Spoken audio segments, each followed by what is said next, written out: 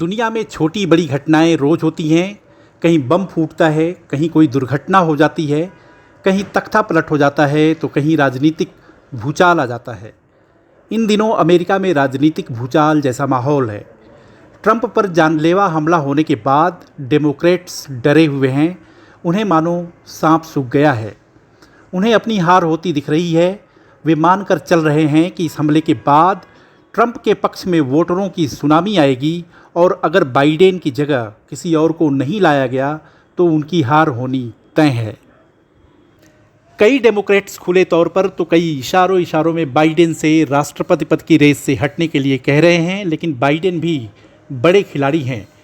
वह भी टस से मस नहीं हो रहे हैं, खूंटा गाड़ कर बैठे हैं और खुद को राष्ट्रपति पद के लिए सबसे योग्य उम्मीदवार बता रहे हैं। वह ये भी कह रहे हैं कि अमेरिका को वही बचा सकते हैं। सेहत पर सवाल उठने के बावजूद वह खुद को फिट बता रहे हैं। हालांकि पूरी दुनिया देख रही है कि वह फिट नहीं हैं।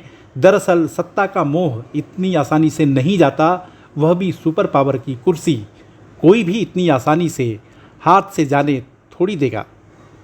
बहरहाल राष्ट्रपति पद के रेस में बाइडेन बने रहेंगे या उनकी विदाई हो जाएगी, यह डेमोक्रेट्स का अपना मामला है।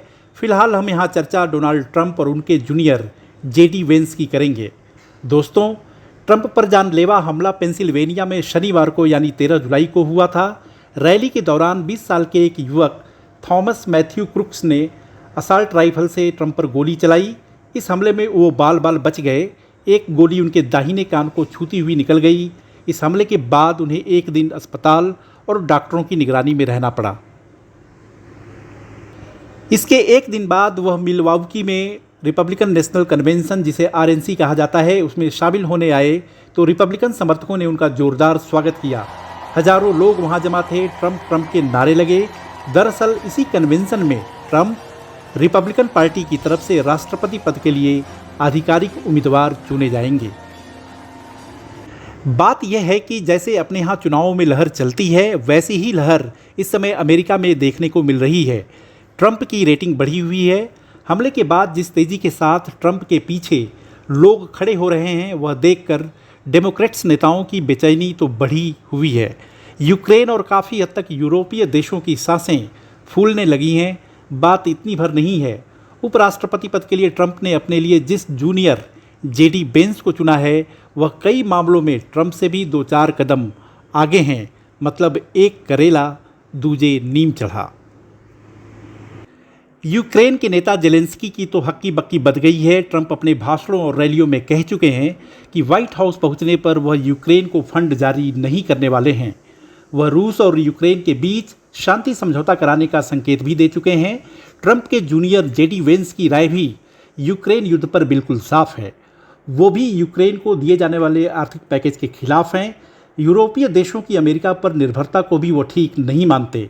इस साल म्यूनिक सुरक्षा कॉन्फ्रेंस में उन्होंने कहा कि अमेरिका की सुरक्षा गारंटी इन यूरोपीय देशों ने कमज़ोर बना दिया है। यूरोप का सबसे धनी देश जर्मनी भी ट्रंप को लेकर पसोपेश में है। जर्मन चांसलर ओलाफ सोल्ज की पार्टी के सीनियर नेता एमपी निल्स स्मिट का कहना है कि ट्रंप के आने पर जर्मनी और अमेरिका के बीच नए सिरे से ट्रेड वार शुरू हो सकता है।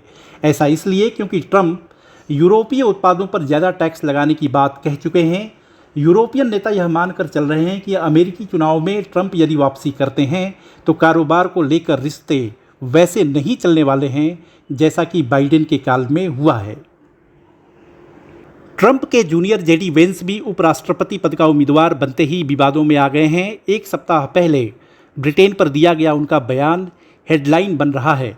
उन्होंने कहा है कि लेबर पार्टी के चुनाव जीतने के बाद ब्रिटेन पहला वास्तविक इस्लामवादी देश बन सकता है जिसे परमाणु हथियार मिलेगा। हालांकि ब्रिटेन और रिपब्लिकन दोनों तरफ से इस बयान को कमतर करके दिखाने की कोशिश हो रही है। इतना तो साफ है कि ट्रंप और जेडी दोनों की राय और सोच कई मुद्दों पर बाइडेन प्रशासन से अलग है।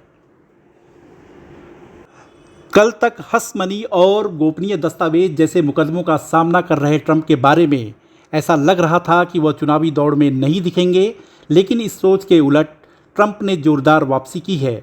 बाइडेन प्रशासन में जो देश अपने कारोबार फंड को लेकर आश्वस्त और बेफिक्र थे, उनके माथे पर चिंता की लकीरें नजर आने लगी हैं।